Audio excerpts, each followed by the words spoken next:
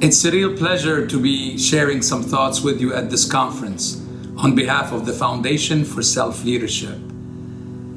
While we're not physically together, I still sense your presence, your warmth, and your enthusiasm. I admire and applaud your unshaken belief in the power and wisdom of the human spirit. It's often said that pain is inevitable, suffering is optional. What you do day in, day out, dear friends and colleagues, helps dissipate the dark and dense smoke of suffering. As Vicky McCoy, our foundation chair, said recently on A Bridge Between Us, we all have the capacity within us to be purveyors of healing and generators of hope. The IFS model offers us an open, inward-facing window, a magnifying lens, and a common language toward healing and harmony. What we can learn about ourselves will no longer be unlearned.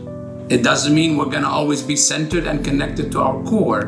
What it means is that now we know we can be. We're ecstatic to be on this journey with you, a journey of self-discovery. The Foundation for Self-Leadership is your foundation. And as your foundation, we want to engage with you to make the process of inner discovery possible for as many individuals as we can, in as many settings, and across as many professions as we can, and all the way into the larger society. This is of great relevance today, given sadly that our communities seem to be tearing apart at the seams. Without presuming to have the answer, without claiming the higher moral ground, we believe we have something to contribute to help the world heal itself, to help us see ourselves and others with deeper humanity.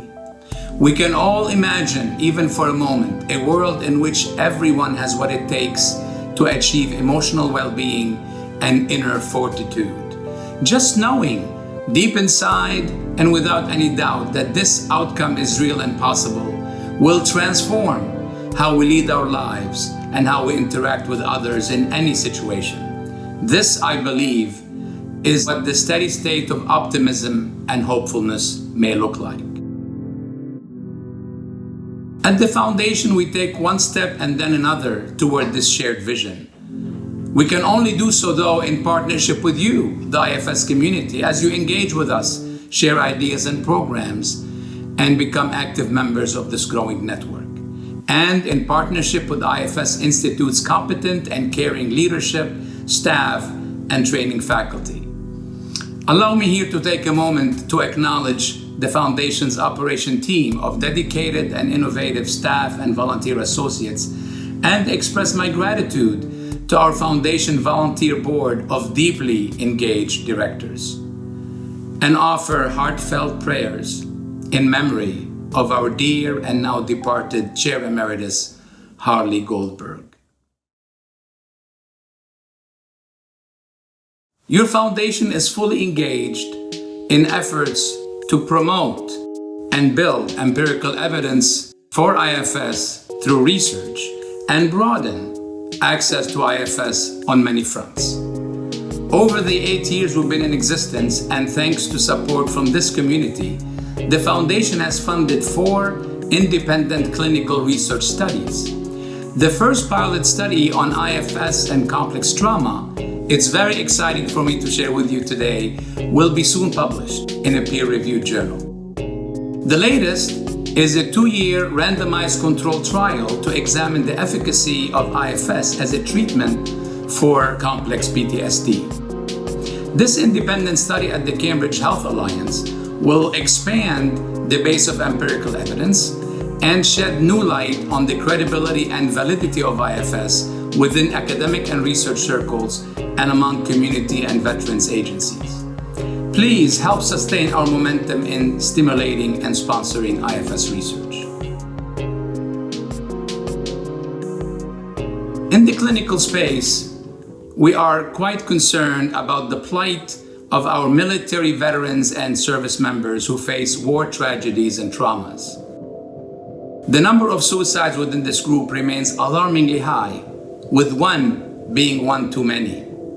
And yet, there is ample experiential evidence that the IFS protocol can help relax and unburden extreme parts often responsible for such ideations and behaviors.